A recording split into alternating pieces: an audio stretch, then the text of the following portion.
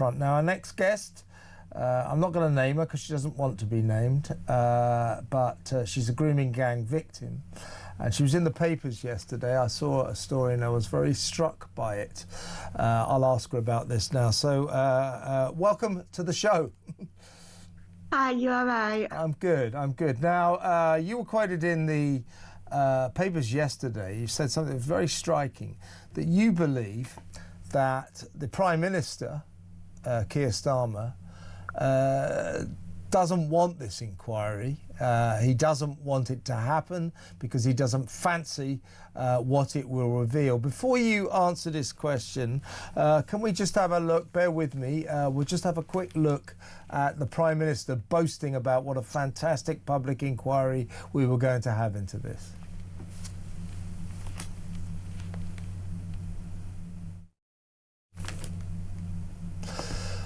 Okay, doesn't seem to be ready. Okay, well, listen, your thoughts about that. We'll play the clip from the Prime Minister in just a second.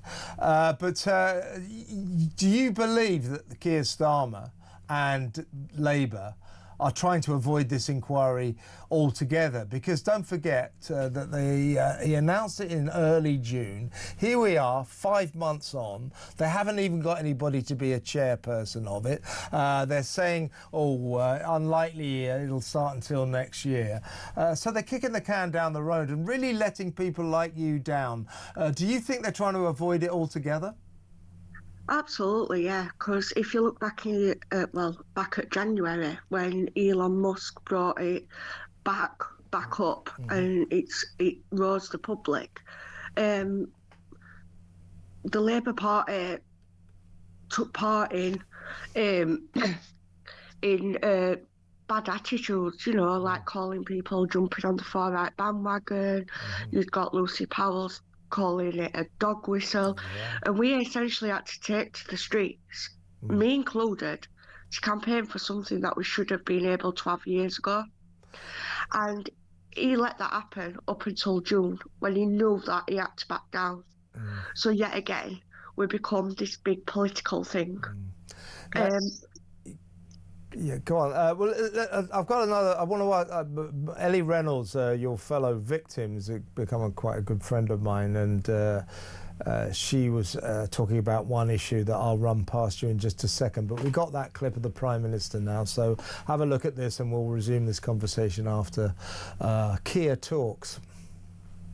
This inquiry, in direct answer to your question, must go where the evidence takes it, and I'll be absolutely clear about that. And if that's questions of ethnicity, that's questions of the role of public officials, if it's questions of assumptions that were made that shouldn't have been made, all of that needs to be uncovered. No stone will be left unturned here. Well, there is the Prime Minister boasting about, if it's a question of ethnicity, we won't shy away from that. We'll go where the evidence takes us. Well, Ellie Reynolds was telling me last week, she's one of the girls who's resigned from the victims panel. She said that with dealing with Jess Phillips, dealing with the government, that what annoyed her, and I think it's the story, is this, that of course that you, Ellie, and all the other victims, you want this inquiry to reveal who did it to you. And predominantly the people who were in the rape gangs were Muslim men of Pakistani heritage. The government, Ellie said, they're trying to widen the remit so they don't have to point the finger of blame towards Islamic men. Is that the way you see it as well? Absolutely. It's what you call an elephant in the room that they don't want to approach. You know, this is a thing where I think often is if my perpetrators were white British men or another race, would we be still facing this? But the people who did this to you were not white men. They were Muslim men of Pakistani heritage, right? Yes. Exactly. So that the government is trying to avoid that, and I think that's what's quite rightly really upsetting people like yourself. And Jess Phillips, the alleged so-called safeguarding minister, other victims have called for her to resign. What happened last week in Parliament was this. that she stood up because I think yourself, Ellie, and the others said, look, we're not. You're treating us with contempt. You're not listening to us. You won't allow us to point the finger at the people who did this to us, and so on and so forth.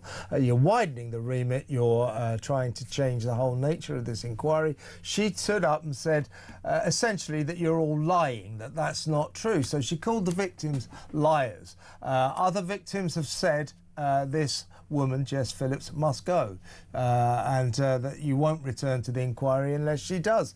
Do you want to? Are you calling for Jess Phillips to resign as well? Absolutely, yeah, and that's one of the reasons why I left the inquiry. Yeah, I don't want her in that role. I don't think she's interested. She's become chaotic. She's become volatile. She's actually called us liars, knowing that we had evidence to prove otherwise. And I think if she can't represent us in a proper way, then she needs to do the right thing, walk away. Exactly right. And just generally, how are you feeling? Because Ellie was telling me last week that she feels like she's going through the same thing all over again. The authorities not listening to her, treating her with contempt, turning their back.